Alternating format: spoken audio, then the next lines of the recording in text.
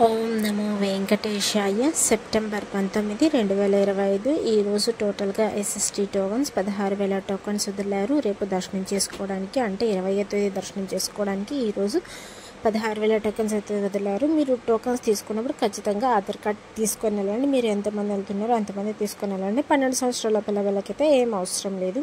ఇంకా ఎస్ఎస్టీ దర్శనం timing slot చూస్తే ఈరోజు ఉదయం 7 గంటల నుండి రాత్రి 10 గంటల లోపు దర్శనాలు జరిగేలా టోకన్స్ అనేటివి ఇచ్చారు. మీరు ఈరోజు టోకన్స్ తీసుకున్నట్టుకైతే రేపు దర్శనానికి ఈ టైమింగ్సే ఉంటాయండి. 7 నుండి 10 మధ్యలలో ఈ టైమింగ్సే వస్తాయి. ఈ టోకన్స్ అనేటివి ఓన్లీ తిరుపతిలో మాత్రమే ఇస్తారండి. అది కూడా 3 ప్లేసెస్లో మాత్రమే ఇస్తారు. SST tokens, DT tokens.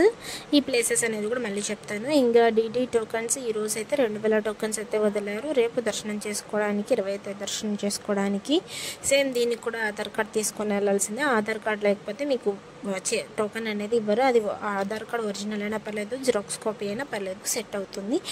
And next దీని దర్శనం టైమింగ్ స్లాట్ చూస్తే మధ్యాహ్నం 12 గంటల నుండి మధ్యాహ్నం 3 గంటల లోపు దర్శనం టైమింగ్ స్లాట్స్ అనేది ఇచ్చారు. అంటే డిటి టోకన్స్ తీసుకునే వాళ్ళు అయితే మధ్యాహ్నం 12 నుండి 3 ఈ మధ్యలో టైమింగ్స్ అనేటివి ఉంటాయి కదా, ఆ టైమింగ్స్ అనేటివి ఉంటాయి.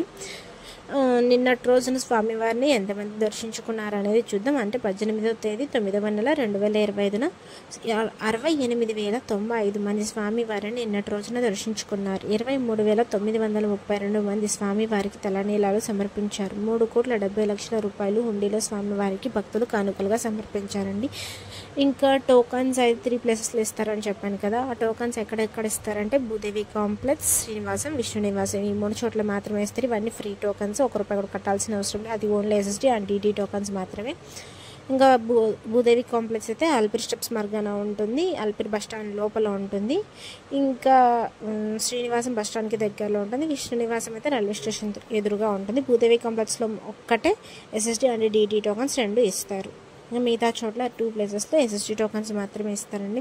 నిన్నటి రోజున స్వామివారిని దర్శించుకోవడానికి ఎంత సమయం పడింది అనేది ఇప్పుడు చూద్దాం. నేరుగా సర్వదర్శనం వెళ్ళే వాళ్ళకైతే సుమారుగా నిన్నటి రోజున 15 నుండి 20 గంటల సమయం అయితే పడింది. ఇంకా ఎస్ఎస్టీ డిటి టోకన్ తీసుకుని వెళ్ళే వాళ్ళకైతే 4 నుండి 6 గంటల సమయం అయితే పడింది. ఇంకా ₹300 దర్శనం అయితే నిన్నటి రోజున 3 నుండి 4 గంటల సమయం అయితే పడిందండి. ఇంకా డిఫరెన్స్ ఎస్ఎస్టీకి డిటికి డిఫరెన్స్ ఏంటంటే ఎస్ఎస్టీ టోకన్ తీసుకుని మీరు ఎలా అయినా వెళ్ళొచ్చు, దానికి స్కానింగ్ అవసరం లేదు. డిటి టోకన్ తీసుకున్నప్పుడు మాత్రం ఖచ్చితంగా మీరు స్కానింగ్ చేసుకోవాలి. శ్రీవారిమెట్టు మార్గమే వెళ్ళాలండి డిటి టోకన్ తీసుకున్న వాళ్ళు మాత్రం. లేకపోతే మీ టోకన్ అనేది వ్యాలిడ్ అవ్వదు.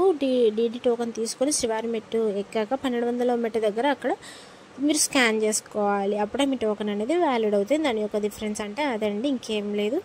ఇంకా మీకు టోకన్స్ ఎక్కడెక్కడ ఇస్తారని కూడా చెప్పాను ఈ వీడియోలో. పూర్తిగా చూడండి, మీకే తెలుస్తుంది. Thank you for watching. Please like, share and subscribe my channel. అందరికీ ధన్యవాదాలు. ఓం నమో వెంకటేశాయ.